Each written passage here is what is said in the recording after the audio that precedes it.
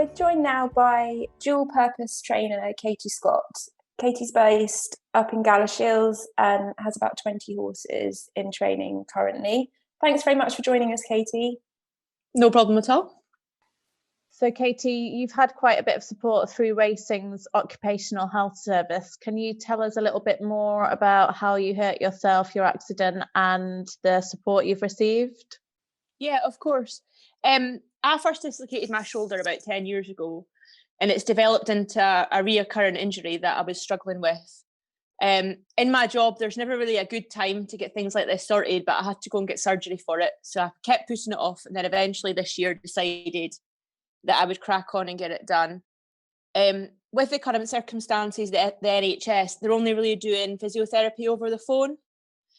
So I wasn't too keen on that, considering, that I want to get back to being active. It's an active job that I do. I want to give my injury every chance to heal after my operation.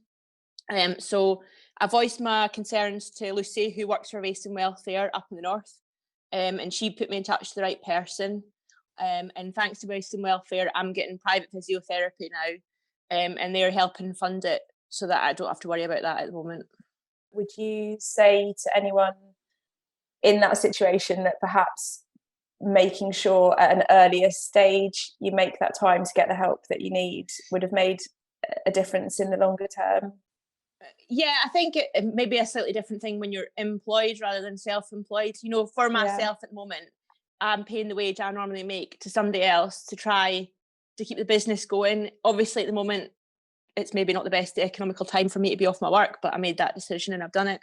But luckily for me, I've got good staff behind me that have kept the yard going while I'm sort of stuck on 2 feet rather than 4. How have you gone about coping with it?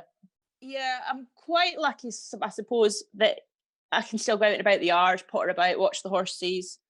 But it would drive you mad when you're used to being so active and busy and keeping busy and going to the races yourself and doing everything, to suddenly hand over so much responsibility and be so vulnerable. I find it really difficult, and not driving is a big mess as well.